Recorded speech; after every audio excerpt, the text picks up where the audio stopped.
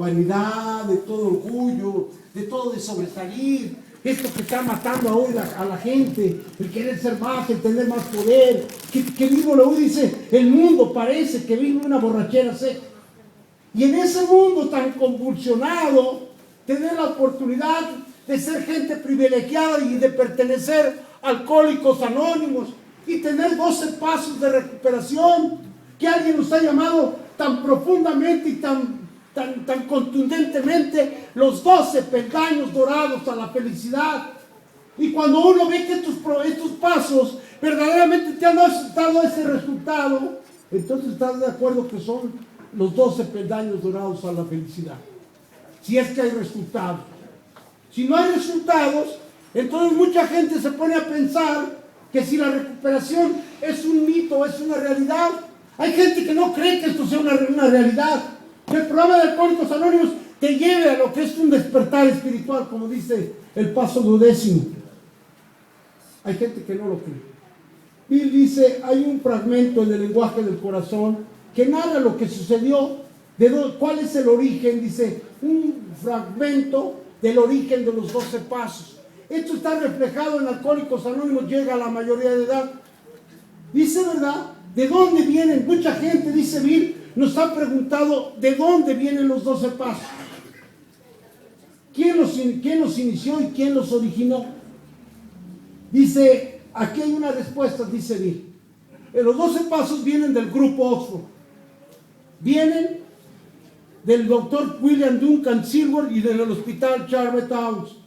Y vienen de la forma en que William James, el padre del psicoanálisis americano, veía cuando un individuo tiene un problema espiritual. Así es que para mí los 12 pasos vienen de esta parte. El grupo Oxford, que fue el que recibió a Eddie Thatcher y que luego Eddie me fue a visitar a mi casa en noviembre de 1934 y me hablaba de un programa que ellos habían delineado. Me hablaba de que el problema de la bebida ya no había que cargarlo, ya no había que prometer solemnemente, porque muchas veces nosotros los borrachos prometimos dejar de beber y no lo pudimos hacer. Entonces ya no había solemnidad en la promesa. Había que dejar el problema de bebida en manos de Dios. Esto era lo que hacía el grupo Oxford. Y luego venía la absoluta honradez, la absoluta pureza, la absoluta gratitud o generosidad y el absoluto amor. Esto fue lo que se tomó. Ustedes leen el paso 12, habiendo experimentado un despertar espiritual como resultado de estos pasos, tratamos de llevar este mensaje y de practicar estos principios en todos nuestros actos. Absoluto amor, absoluto desinterés, absoluta generosidad. ¿Se dan ustedes cuenta cómo vienen emanados los pasos a partir de la práctica del grupo Oxford? Y luego, en el hospital Charles Towns, cuando a Bill, el doctor Silver le da la sentencia, cuando el doctor Silver, que era un doctor que podía haber ganado mucho dinero en otro hospital, pero dice Bill, el doctor Silver amaba a los borrachos, y allí estaba, esperando que un alcohólico hubiera obtenido algo que hiciera y que quedara para la posteridad, para la humanidad, para todos los alcohólicos del mundo, poderse recuperar. Y esto es lo que buscaba el doctor Silver. Por eso no se iba a trabajar a otro lado. Cuando estuvo pendiente de Bill y cuando le habló de la obsesión mental aunada a la alergia orgánica, los dos logros que persiguen al alcohólico, la obsesión que nos condena a beber y la alergia que nos va a matar. O sea, cuando Bill escucha esto del doctor Silver, claro que él sabía que no se podía detener cuando empezaba a beber. Por eso a estas juntas hay que ver a qué venimos aquí. Tenemos que saber qué venimos a hacer esta noche aquí. Porque si no sabemos qué venimos a hacer aquí, entonces no tenemos a la salida una respuesta. Si venimos solamente a pasar la junta, no esperemos una respuesta. Yo mismo tengo que pensar y preguntarme, ¿qué veniste a hacer esta noche? Para ver si al final de la junta tengo mi respuesta. Porque hay gente que viene a Alcohólicos Anónimos y no saben a qué vienen. Bueno, vengo a dejar de beber, dicen muchos, ¿no? Porque no beba.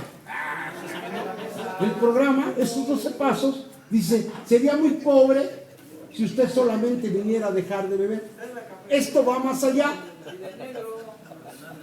Oiga, yo quisiera que nos lleváramos tranquilos, ¿no? Aunque seas el cafetero, digo, yo creo que pues, esta gente está esperando algo, una respuesta a su problema, yo creo, ¿no? Y que esté alguien hablando y cotorreando. Digo, yo no comparto así, definitivamente, ¿no? Vengo desde muy lejos ahorita, me hablaban por teléfono y dije, sí voy, con mucho gusto voy, no me gusta llegar tarde, no me gusta faltar, pero pues a escuchar una junta bien, ¿no? A ser parte de la junta. Porque luego nos venimos y creemos que con el simple hecho de que alguien esté hablando, ya nosotros no vamos a participar. Y claro que vamos a participar de la junta. Y podemos estar participando echando mala vibra, ¿no? Podemos decir, no, eso güey, no, yo eso. Así pasa en nosotros. O podemos estar recibiendo tal vez un mensaje. Y no porque yo lo diga. Porque entonces, en lugar de servir a Dios, vengo a servir a mi ego.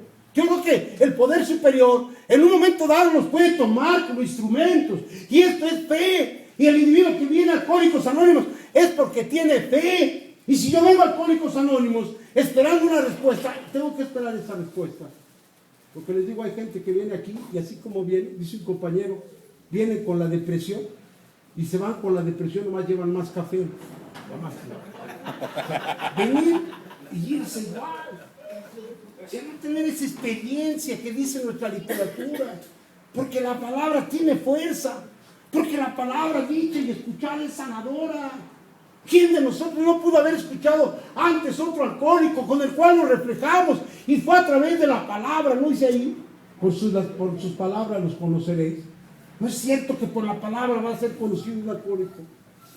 Así es que el tener la oportunidad de estos 12 pasos, de saber la historia, de un fragmento de cómo se originaron los 12 pasos.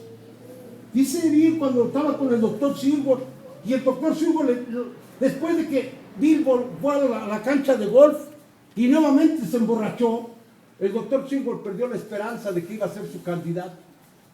Dijo, no va a ser. Y entonces cuando Lloyd le preguntó al doctor Silver, es muy malo lo que tiene mi Bill, dice, si Bill vuelve a beber durante el delirium tremens le va a venir el paro cardíaco. O pronto aparecerá el reblandecimiento cerebral. Dice Bill, ¿para qué me dictaban la sentencia? Si yo ya sabía que pronto mis restos iban a ser depositados en la anónima fosa común, ¿para qué dictarme la sentencia?